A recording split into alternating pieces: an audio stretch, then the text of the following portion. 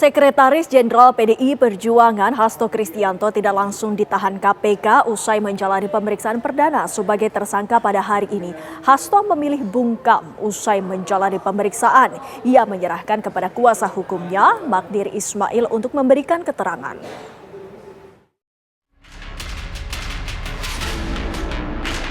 Komisi Pemberantasan Korupsi KPK telah rampung memeriksa Sekretaris Jenderal Partai Demokrasi Indonesia Perjuangan (PDI Perjuangan) Hasto Kristianto sebagai tersangka kasus dugaan suap dan perintangan penyidikan Harun Masiku pada Senin siang.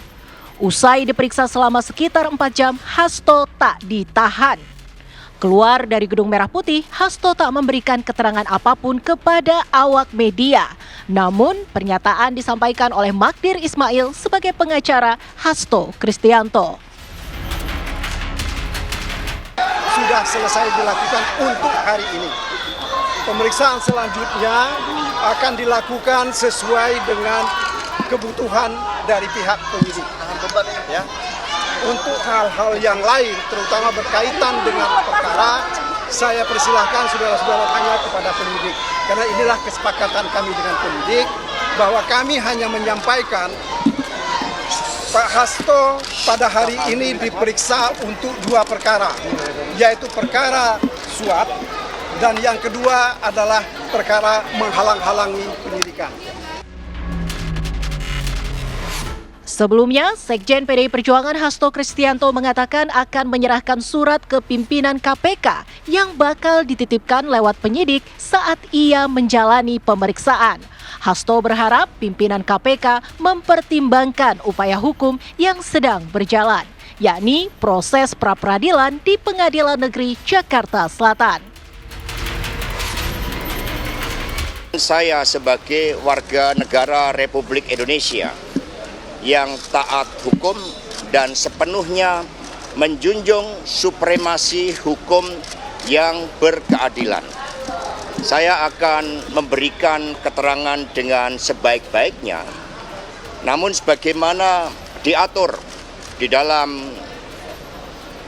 Undang-Undang tentang Hukum Acara Pidana, bahwa saya juga memiliki suatu hak untuk melakukan pra-peradilan. Sehingga pada kesempatan ini penasihat hukum kami juga akan memberikan surat kepada pimpinan KPK berkaitan dengan proses pra-peradilan tersebut. Apakah surat yang kami sampaikan tersebut nantinya berkaitan dengan pemeriksaan saya akan tetap dilanjutkan, atau pimpinan KPK mengambil suatu kebijakan untuk mengikuti seluruh proses pra-peradilan, kami serahkan hal tersebut kepada pimpinan KPK. Hasto Kristianto adalah tersangka ke-6 dalam kasus mantan kader PDI Perjuangan Harun Masiku. Selain Harun dan Hasto, 4 nama lainnya adalah Wahyu Setiawan, Doni Tri Istiqomah, Agustiani Tio Fridelina, serta Saiful Bahri. Wahyu, Agustiani, dan Saiful telah dijatuhi vonis penjara.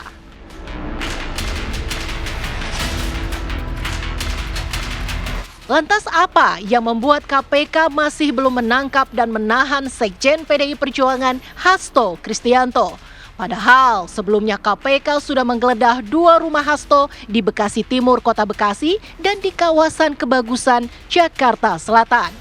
Tak hanya itu, KPK juga sudah memeriksa sejumlah saksi seperti mantan Komisioner KPU Wahyu Setiawan, mantan anggota Bawaslu Agustiani Tio Fridelina, hingga mantan penyidik KPK Ronald Paul Sinyal.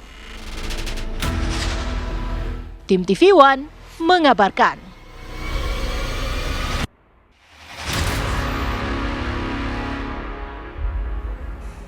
Sekjen PDI Perjuangan Hasto Kristianto diperiksa KPK sebagai tersangka kasus dugaan suap dan perintangan penyidikan yang melibatkan Harun Masiku. Namun, usai pemeriksaan, Sekjen PDI Perjuangan itu tidak langsung ditahan. Padahal sebelumnya, KPK telah menggeledah rumah Hasto di Bekasi dan Jakarta Selatan. Apakah tidak dilakukan penahanan lantaran tim penyidik KPK belum yakin dengan alat bukti yang mereka miliki atau Hasto tidak ditahan lantaran ia mengajukan pra-peradilan. Untuk membahasnya telah bergabung bersama kami mantan penyidik KPK M. Praswat Nugraha yang saat ini sudah ada di studio. Selamat petang Mas Praswat. Dan juga sudah ada kuasa hukum Hasto Kristianto, Bang Yohanes Oberlin Tobing. Selamat petang Bang Yohanes. Selamat petang, Mbak. Dan telah berhubung bersama kami melalui Zoom juga pakar hukum pidana UNER Profesor Nur Basuki Minarno. Selamat petang Prof. Nur. Ya. Selamat petang Mbak Windy. Komisi Pemberantasan Korupsi telah memeriksa Hasto Kristianto namun dalam pertimbangannya tidak menahan. Bang Praswat, apakah Anda bisa menceritakan apa yang menjadi pertimbangan dari penyidik KPK untuk tidak dilakukannya penahanan terhadap Hasto Kristianto, Bang Praswat? Ya, Bang Windy. Jadi dari tadi pagi ya teman-teman media saya sampaikan di Indonesia Pagi dari jam 7 itu ada dua kemungkinan hari ini kalau ditahan artinya ada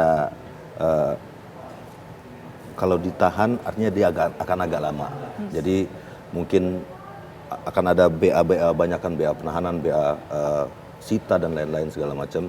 Itu pasti agak lama. Kalau nanti kita lihat selesainya agak cepat, artinya hari ini memang tidak dilakukan proses penahanan, hanya dalam proses dalam tahapan membalik keterangan dari berita acara keterangan saksi ke berita acara keterangan tersangka. Jadi memang hari ini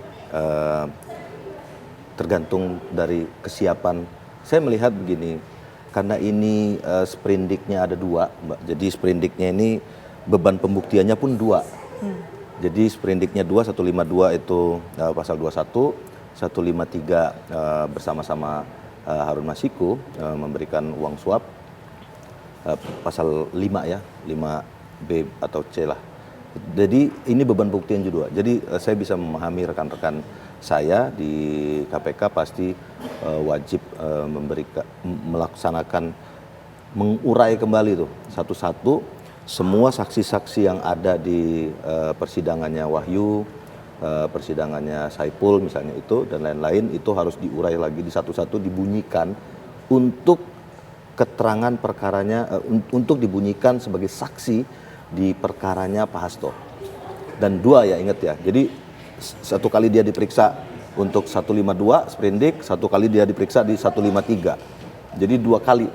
Jadi satu saksi akan memberikan keterangan dua kali dalam setiapan tahapannya. Jadi tapi ini hal yang lumrah ada sprindik suap, kemudian sprindik perintangan penyidikan, rumah sudah digeledah, barang bukti sudah diamankan, belum ditahan, ini hal yang sangat lumrah atau ada hambatan sebenarnya?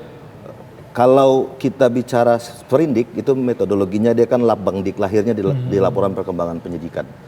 Kenapa dia lahir di laporan perkembangan penyidikan? Karena seperti tadi, jadi perkaranya Wahyu kan sudah selesai. Yang hidup ini sprindiknya Pak Harun Masiku. Jadi semua sprindik yang 5 tahun yang lalu pada saat operasi tangkap tangan itu semuanya sudah selesai dan sudah inkrah.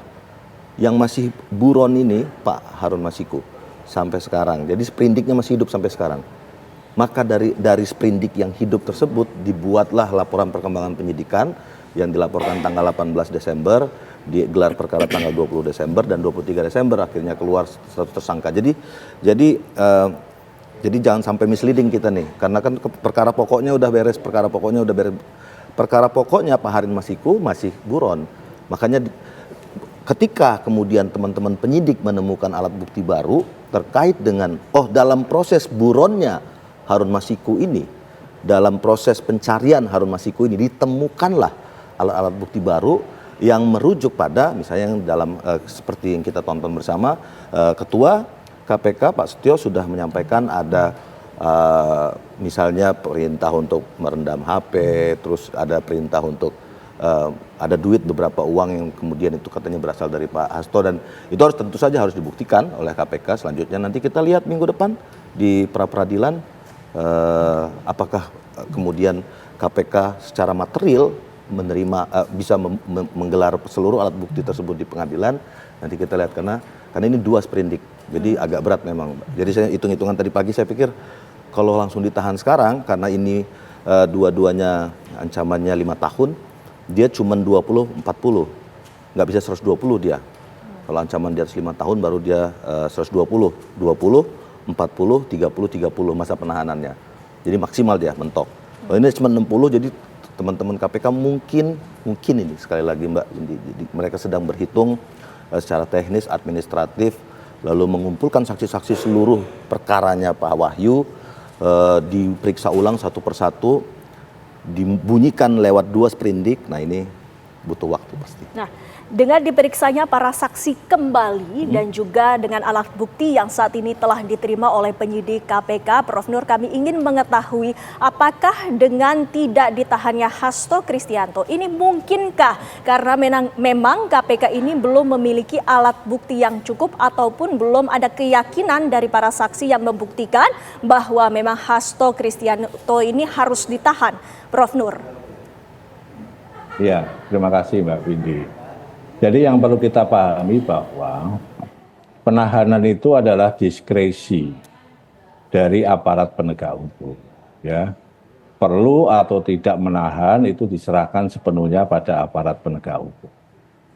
Yang perlu kita ingat bahwa di dalam melakukan penahanan itu harus ada alat bukti yang cukup. Dan yang kedua harus memenuhi syarat objektif. Syarat objektifnya yaitu diancam pidana 5 tahun. Dalam kaitan dengan ini, kasusnya Pak Hasto itu pidana korupsi jelas itu di atas 5 tahun. Kemudian Pak Hasto sudah dinyatakan atau ditetapkan sebagai tersangka. Maka kita bisa pastikan bahwa alat bukti yang dipunyai oleh KPK sudah cukup. Karena terbukti bahwa KPK sudah menetapkan Pak Hasto sebagai tersangka. Sehingga di dalam hal ini, menurut pendapat saya, ditahan atau tidak ditahan, itu tidak terkait dengan bukti tak cukup. Tapi itu terkait dengan diskresi dari KPK itu sendiri. Kalau dalam konteks yang sekarang Prof. Nur melihatnya kenapa tidak ditahan kalau memang alat buktinya sudah cukup, kalau kata Prof. Nur tadi? Halo? Prof. Nur, jadi menurut Prof. Nur ini diskresi penyidik KPK. Tapi kenapa tidak ditahan kalau memang alat buktinya sudah dianggap cukup? Halo? Prof. Nur, mendengar suara kami? Baik, sepertinya terputus. Iya. Kita ke masih tersambung, Prof. Nur? Ya. Kalau ya, menurut Prof. Nur ini diskresi KPK, kenapa tidak ditahan kalau memang alat bukti sudah cukup? Prof. Nur? Ya barangkali seperti yang disampaikan oleh mantan penyidik KPK tadi, Mas Pras tadi, karena ada 2 sprindik, ya sprindik 152 dan sprindik 153. Barangkali pada hari ini itu adalah memeriksa sprindik 152. Baik, komunikasi dengan Prof. Nur seperti akan kami perbaiki. Kita boleh ke Bang Johannes. Bang Johannes yang kabarnya ikut ke ruang substansi penyidikan, kasus suap dan juga perintangan penyidikan. Menurut kuasa hukum, kenapa Hasto tidak ditahan? Karena ekspektasi publik sepertinya Hasto ditahan hari ini. Nah, kalau soal ditahan atau tidak kembali lagi tuh. Itu kan kewenangan penyidik. Yang pasti kami sangat taat di seluruh proses yang ada. Tapi sebelum itu perlu saya sampaikan dulu nih, yang kami datang pagi kami lebih awal, 9.30 kami sudah sampai. Terus kami sudah ada siap tuh, ada ratusan lawyer, bahkan ribuan masyarakat, bahkan simpatisan yang mendukung mengawal Pak Hasto ke KPK. Nah, jadi dari 3,5 jam pemeriksaan itu, saya kira memang keyakinan kami memang bahwa sepanjang kita berpegangan pada putusan pengadilan yang sudah ingkrah itu, memang sampai hari ini kan tidak ada muatan muara perkara yang dikait-kaitkan terhadap Pak Hasto. Kami masih berkeyakinan sampai sejauh itu sih. Jadi artinya bahkan ketika dipanggil kembali tuh, si Wahyu Setiawan dipanggil lagi, Tio dipanggil lagi, bahkan mantan penyidik KPK yang bernama Ronald itu dipanggil lagi diperiksa. Nah ini apakah memang teman-teman penyidik KPK masih kurang bukti atau apa? Nah sampai terakhir di penggeledahan juga kan, di penggeledahan saya yang hadir di situ. Kebetulan saya sendiri ada 16 penyidik KPK. Nah, pada waktu yang mau diambil juga, ya jujur sampai saya juga terakhir kan preskon juga terkait satu ada flash disk, yang kemudian ada catatannya Mas Kusnadi, ya kan? Nah, sementara di KUHP itu kan diatur tuh di pasal 30 dan 38 soal penyitaan dan penggeledahan itu terkait yang ada materi perkaranya terhadap yang sedang mereka kerjakan. Dari dua barang bukti itu memang ya kita yakin karena kita sudah tanya juga kepada putrinya Mas Hasto. Kita tanya ke Mas Hasto juga, itu flash disknya gimana? Mereka juga nggak mengaku itu. Nah, jadi saya kira tapi apapun ceritanya, ya kami akan tetap taat, akan kami ikuti seluruh prosesnya. Bahkan tadi pemeriksaan itu tadi 3,5 jam, 9 pertanyaan. Artinya dalam pertanyaan-pertanyaan itu justru yang sekarang lagi mereka minta penyidik KPK soal minta tolong soal keabsahannya legal standingnya Sekjen ini, tolong disiapkan SK pengangkatannya. Terus kemudian tolong kami disiapkan jurisprudensi yang pernah kita ajukan dulu terhadap Mahkamah Agung dulu kan putusan itu, sehingga Mahkamah Agung mengeluarkan fatwa. Ya kan, fatwa yang seharusnya ini diserahkan kepada KPU untuk dilaksanakan. Nah, jadi dari 9 pertanyaan kurang lebih 3,5 jam kami nyampe pagi, begitu nyampe mendaftar hujan deras, begitu kita mau pulang juga tadi hujan berhenti. Ya sepertinya sih memang bumi juga mendukung keberadaannya Mas Hasto hari ini, kan gitu ya. Dengan adanya dua perkara tentunya kita sudah mengetahui bahwa ini adalah merupakan alat bukti yang cukup. Tapi apakah alat bukti yang diterima oleh penyidik KPK ini cukup kuat? Kita akan membahasnya sesaat lagi.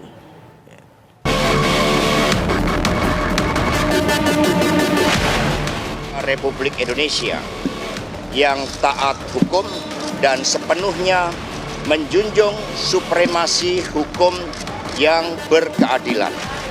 Saya akan memberikan keterangan dengan sebaik-baiknya. Namun sebagaimana diatur di dalam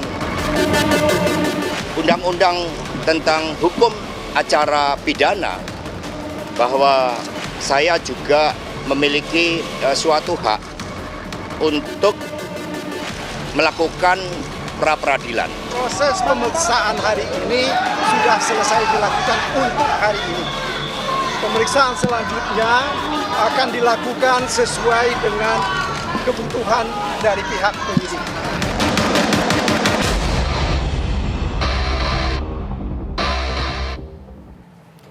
Kita kembali di kabar petang, pemirsa, kami akan kembali menghadirkan dialog kami. Komisi Pemberantasan Korupsi telah memeriksa Hasto Kristianto dan keputusannya adalah tidak menahan Hasto. Dari pertimbangan Mas Paswat sendiri berdasarkan pengalaman dari alat bukti dan juga saksi-saksi yang telah dikumpulkan oleh penyidik KPK.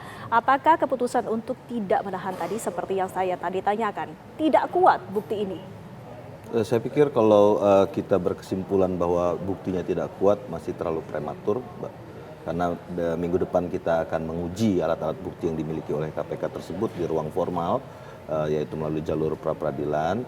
Tapi secara teknis saya bisa menjelaskan bahwa untuk melengkapi dua berkas perkara itu satu hal yang tidak mudah tentu saja. Makanya kayak seperti tadi ada Pak Jo sampaikan, Pak Wahyu dipanggil lagi, ada Ronald juga rekan saya dipanggil lagi, dibunyikan lagi, terus ada saksi-saksi yang lain juga, terus ada Tio, mungkin nanti Saipul mungkin dan lain-lain itu akan dibunyikan lagi untuk jadi semua kesaksian mereka yang pernah mereka sampaikan baik itu di penyidikan atau di muka pengadilan itu semuanya kan selesai pada saat putusan inkrah tersebut. Jadi harus dimulai lagi, diulang lagi untuk membunyikan untuk perkara khusus Pak Hasto 152 dan 153. Padahal sudah lengkap tapi harus diulang. Ini ya, kan memang prosedur, bisa jadi peluang senjata makan tuan ke KPK juga.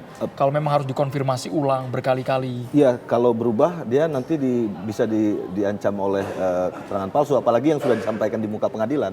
Karena di muka pengadilan kan sudah disumpah, Mas. Jadi dia nggak bisa macam-macam tuh. Kalau sudah disumpah, kemudian nanti misalnya di Wahyu, di sprindiknya Wahyu, di sprindiknya Tio, di sprindiknya si Saipul sudah selesai semua kan, sudah disumpah di muka pengadilan tuh. Nanti dibunyikan lagi dari awal cerita kronologis dan lain-lain dibunyikan lah di Hasto, di sprindiknya Pak Hasto. Nah, kalau di sprindiknya Pak Hasto tiba-tiba balik kanan semua nih, menyatakan kronologisnya tidak seperti itu, tidak pernah ada peristiwa ini, peristiwa itu, pemberian tidak pernah ada dan lain-lain, itu ancamannya kan keterangan palsu, apalagi sudah sudah disumpah di muka pengadilan gitu.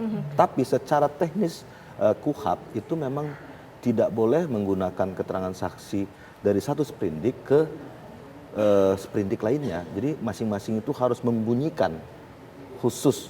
Jadi khusus untuk sprindik Pak Hasto, saksi A, walaupun saksinya saya misalnya, Praswat Nugraha jadi saksi untuk Pak Harun Masiku.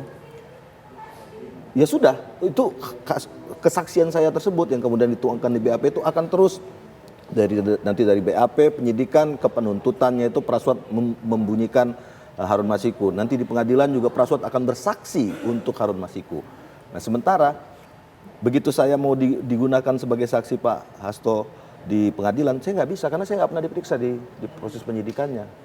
Nggak bisa ujuk-ujuk saya tiba-tiba, oh itu aja pakai aja BAP saya itu. Tapi sebagai mantan penyidik mungkin nggak Mas, ada faktor pertimbangan lain yang akan diambil KPK, mungkin saja karena posisi strategis Hasto sebagai sekjen partai, kemudian yang katanya mau membongkar dalam tanda kutip elit, oknum elit pejabat di tanah air yang terlibat korupsi, mungkin tidak itu jadi salah satu pertimbangan KPK sehingga jangan tahan dulu Hasto.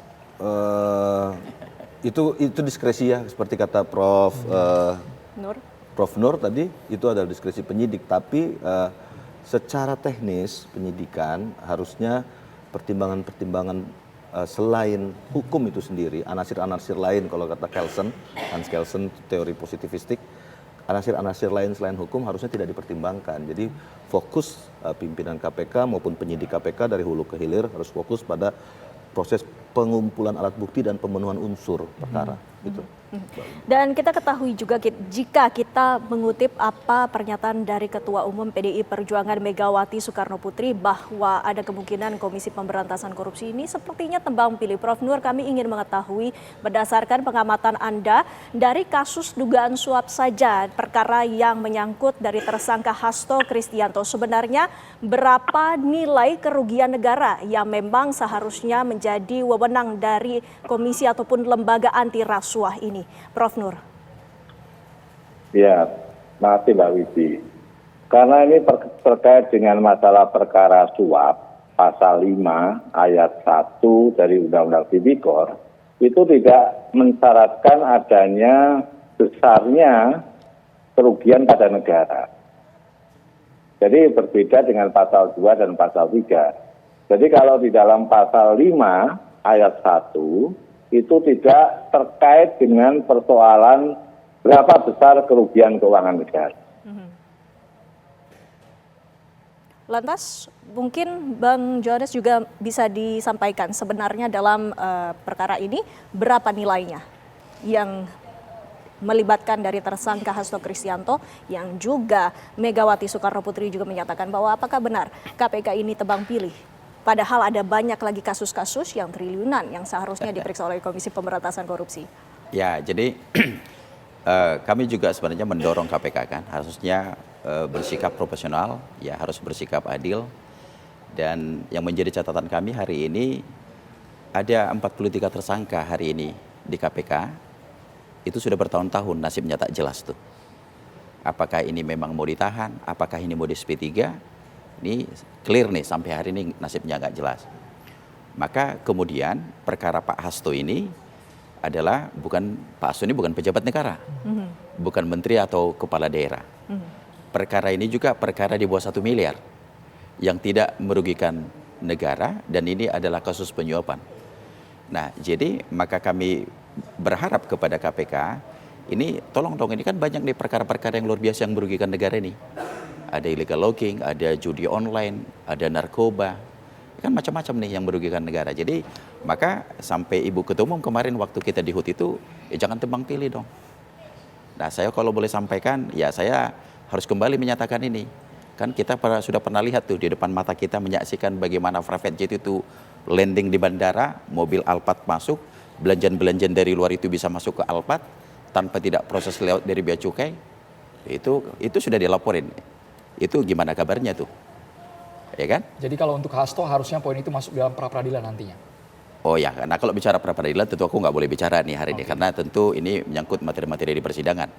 Nah jadi kembali hanya saya menyampaikan yang disampaikan Ibu itu ya ini jangan tebang pilih kan. Nah artinya mari kita dukung KPK terhadap penyelesaian penegakan hukum yang terkait yang merugikan negara ini, tolong ini concern nomor 1 kan. Ini kan kembali boleh dibilang, ini harusnya kan tingkat-tingkat polsek nih yang nangani perkara beginian, ya kan, di bawah 1 miliar kan gitu. Nah ini tapi itu kembali. Nah dalam pengakuannya Mas Hasto itu memang ya sudah berapa kali mau dibidik nih, ya kan. Ya kalau mau bicara situasi kebatinannya Mas Hasto ini, ya bahkan sudah berapa kali didatangin, berapa kali diancam dan diintimidasi. Mas Praswat ditanggapi Mas, kan dibidik gitu. dan juga nilai nominalnya di bawah 1 miliar rupiah, bukan pejabat publik. Pertama harus diluruskan sedikit ini bahwa tindak pidana korupsi itu tidak hanya merugikan keuangan negara. Bahkan di dunia ini agak unik nih, Mas. Di seluruh dunia tindak pidana korupsi itu adalah suap. Jadi nggak ada hubungannya sama kerugian keuangan negara. Uniknya di Indonesia itu ada pasal 2, pasal 3. Hanya di Indonesia tindak pidana korupsi itu ada pasal 2, pasal 3 dan ada kerugian keuangan negaranya.